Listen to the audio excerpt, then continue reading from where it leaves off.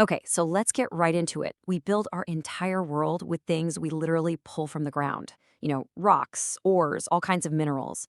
But have you ever stopped to think what happens when we start to run out? That's what we're going to explore today. How we're managing the planet's limited supplies and some of the really clever ways we're trying to make them last. I mean, just think about that for a second. It's a pretty wild thought, right? The idea that the very stuff that makes up our cities, our phones, everything, could one day just be gone. And look, this isn't some sci-fi movie plot. It's the real, fundamental challenge we are actually facing. So before we jump into solutions, let's make sure we're all on the same page. Let's get a really clear picture of the problem. What do we even mean when we say our world is finite? Now, here's the key difference. You can replant a forest, right? And, given enough time, it'll grow back. But a rock, a vein of copper, that stuff doesn't regrow. Once we've mined it and used it, that's it. It's gone. What this really means is we're working with a one-time inheritance from the planet. There are no refills. But hey, it is not all doom and gloom. Not even close, because this is where human ingenuity really starts to shine. So let's talk about one of the most powerful strategies we have, just figuring out how to use less stuff in the first place. And this brick is a fantastic example. I mean, we've been using bricks forever, but just by redesigning it with these holes, engineers made it every bit as strong while using way less clay. Plus, it's lighter, which means it takes less fuel to transport. It's just a simple, super smart way to do more with less. Now, let's take that same idea and scale it way up. Literally, we're going from a single brick to a whole house. 3D printing a house isn't just a cool tech demo. It's all about precision. A machine lays down material only exactly where it's needed, which slashes the amount of waste you'd normally see on a construction site. And of course, there's the simplest strategy of all. Just reuse stuff. Seriously, before we even get to recycling, can we just use something again? Every single time a glass bottle gets refilled, that's one less new container we have to make, whether it's plastic from oil, another finite resource, or a new can from aluminum. It's such a direct way to cut down on demand. Hey, do you like this content? Did you learn something new today? Then don't forget to make a donation so we can continue creating more content like this. In the description, you'll find a link to make your donation. Thank you. All right, so what about all the things we can't reduce or reuse? Well, that brings us to recycling. On paper, it sounds like the perfect answer, but in the real world, well, it gets a lot more complicated. But let's start with the good news, because for metals, recycling is a massive win. This pile of scrap you see, it's basically an above-ground mine.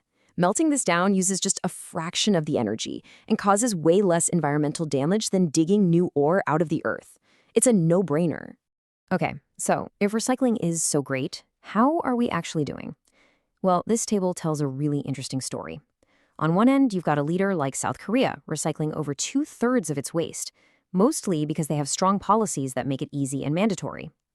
But then you look at huge economies like the USA at less than 15%, or Brazil at under 3%. The real story here is that massive gap between what's possible and what's actually happening. So what's going on? And this chart gives us the answer. And what's really striking to me is that the number one reason isn't that people don't care.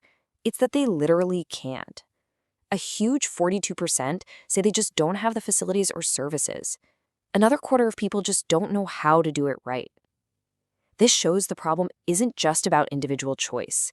It's often a system that's failing people. So when you look at it that way, the path forward gets pretty clear, doesn't it? We need to make recycling accessible and just easy for everyone. Think curbside pickup everywhere with bins that are clearly labeled.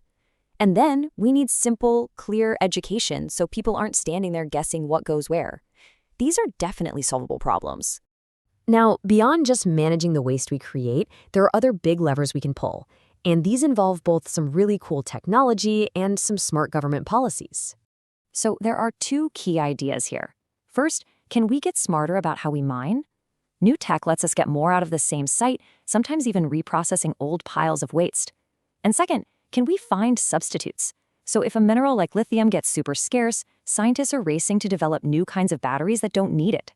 It's like a technological race against depletion. And at the same time, governments are changing the rules of the game. They're creating laws that say, hey company, you're responsible for that phone at the end of its life. They're using fines and taxes to make wasting resources more expensive than saving them. It's all about creating financial incentives to do the right thing. And e-waste is the perfect example of why these rules are so important. Think about it. All our old phones, laptops, and TVs are packed with valuable stuff like gold and copper, but also really hazardous materials like lead. Without specific laws, this stuff just ends up in a landfill, leaching poison. Good laws make sure it gets taken apart safely and those valuable materials get reused. So we've talked about reducing, reusing, recycling, new tech, and new laws. We have all these tools, but as we're about to see, none of them is a perfect fix on its own. There's really no silver bullet here.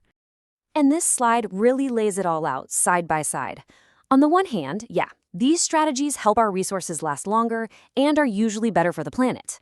But on the other side of the coin, recycling can be really expensive. New laws are hard to enforce, and sometimes those new alternative materials, they just don't work as well.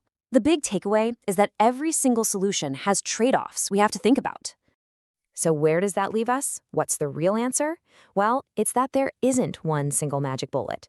The only thing that really works is a combination of everything we've talked about. We need the engineers designing better products, governments writing smarter laws, and yep, all of us making better choices about what we buy, what we use, and what we throw away. And that really leaves us with one final big question. We can have the most advanced tech in the world and the most brilliant policies on the books, but at the end of the day, all of it relies on people. It relies on us. So the real question isn't just about what can be done, but what will you do? Hey, do you like this content? Did you learn something new today? Then don't forget to make a donation so we can continue creating more content like this. In the description, you'll find a link to make your donation. Thank you.